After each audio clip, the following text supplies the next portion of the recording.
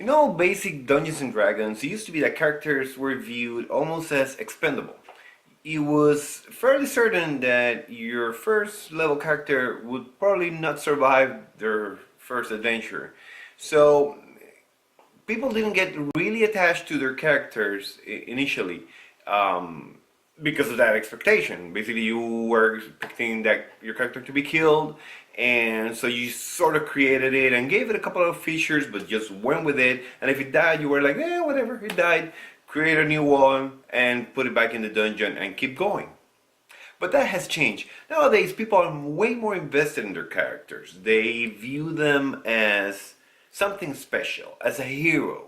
So they invest more time in backstory, in designing the character, its features, and systems like D&D 5th edition, for example, that allows so much customizing, really tailors to this audience, that people that actually get really wrapped up in all the character development. The upside of this is that it brings more player involvement with their characters. Usually they will have more role playing and the characters will be better defined, and there might be a bigger investment in the story the character is playing, because of course they want their character to be a hero. The downside of this is that then players become sometimes overprotective of their characters. After all the investment of time and effort in writing backstory and developing a name and an origin and crafting that perfect hero that they want to play, they don't want their character to die. So the irony of this situation is that their hero stops acting like a hero. There's an inherent risk in heroism that we admire. That's why we go to the movies to watch all these characters do crazy things that we wouldn't think of doing, because that's what heroes do. And I'm not implying by any means that characters should just foolishly plunge ahead and do stupid things and get their characters killed. Not at all. You always want to keep your character safe, but there's a fine line between being careful and just being downright square and then not doing anything, and then becoming totally unheroic. And the problem is that if the players don't take those risks, there's a chance that the gameplay might become stagnant, especially in combat, and it might become a matter of hiding and keeping distance and trying not to do things and trying not to be harmed, and combat gets really tedious. What can you do as a GM? Well, reward courage.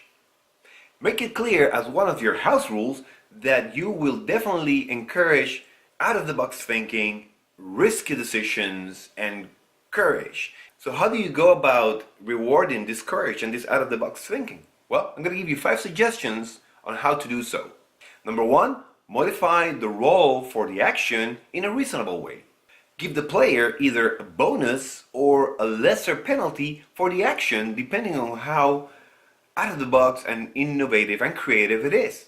For example, in one of my games, I had one of my players try to wrestle a gargoyle when he realized that his character couldn't harm the gargoyle because it's only damaged by magical weapons. So in most situations I would say, oh well, this is going to be extremely difficult, you might not be able to do so, but I saw what the player was trying to do, was trying to go beyond expectations. So you know what? I rolled for it. I modified the situation in such a way that made the character able to have a chance, not automatically, but have a chance to wrestle the gargoyle. And you know what? The character was successful. Actually managed to wrestle a gargoyle, and that saved the party's bacon. Another system you can use to handle these rolls is to use the D&D 5th edition advantage roll system. For those of you who don't know how it works, basically you get to roll your d20 twice, and if you have advantage, you get the higher number. This is a good system to also allow player characters to do crazy things without necessarily tweaking the scores or the rolls. Number 2, use degrees of success or failure. Don't make it all binary, fail, succeed. For example, you can determine if the character fails the roll for, let's say, 1 or 2 points, the move was not totally successful, but almost got there. Let's say, for example, the character is trying to climb over the back of a big beast, and the character fails the roll to jump and climb over the beast. Well, maybe the character fails, but it might happen that the beast is disconcerted by this sudden action of the character climbing on top of it, so it has a disadvantage in one of the attacks. But the same token, a success that rolls at the target number or really close to it could have, let's say, 90% of the desired effect. Not quite there, because the character is doing some crazy thing or something the character usually doesn't do, but you have a measurable level of success that the player will feel that his effort and his courage didn't go wasted. Number 3, let the players use their skills and abilities in creative ways.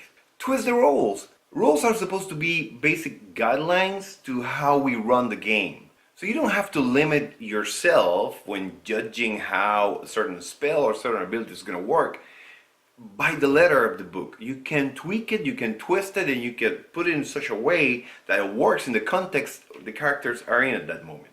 For example, in one of my current basic fantasy games, there's a wizard that has a 0 level spell that allows him to change the appearance of objects or even small animals, and the rules provide for that.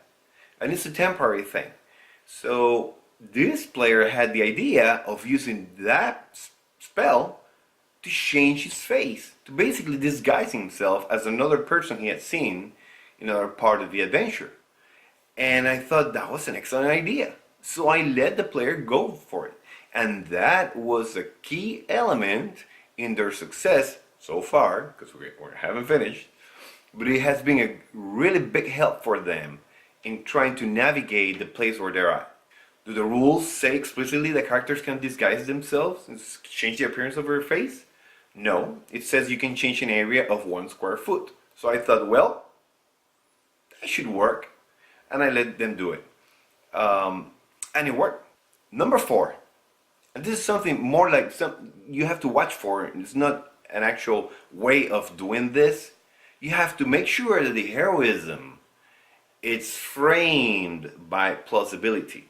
So if a player comes to you and says, hey, I want to do this and this and this crazy thing, and you as a game master think like, well, that's definitely not possible. Stop right there. Don't say no right off the bat unless it's something really, really ridiculous.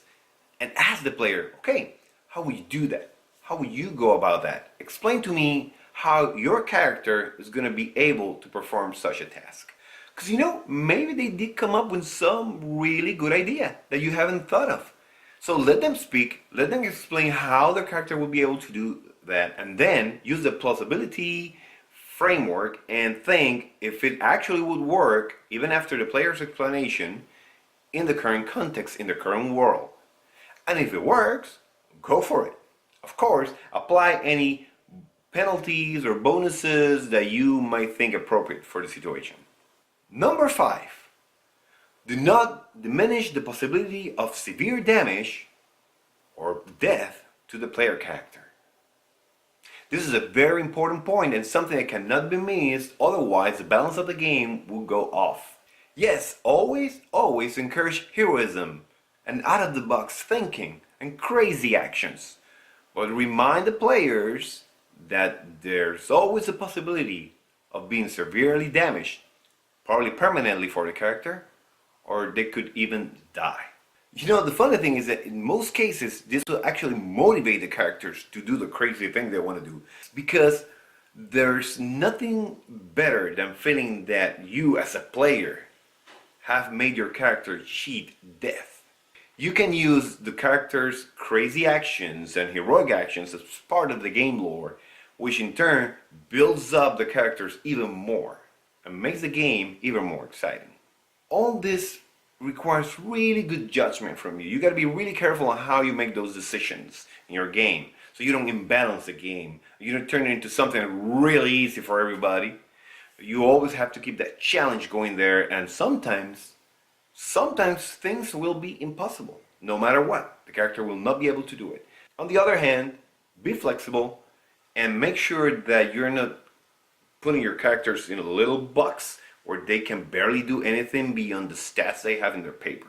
Remember, this is your fantasy world. You can tweak things, you can modify, you can push things in a certain way that makes sense in the context of your world. Do so. It'll greatly improve your game. I'm sure that when you open the floodgates of heroism and courage in your game, your sessions will be so much better. Incredibly better. Thanks for watching. So tell me, how do you encourage your players to become courageous and heroic? Let me know in the comments. If you like this video, please hit the like button. If you like the content of the channel, feel free to subscribe, share the video openly, and until next time, keep those D20s rolling.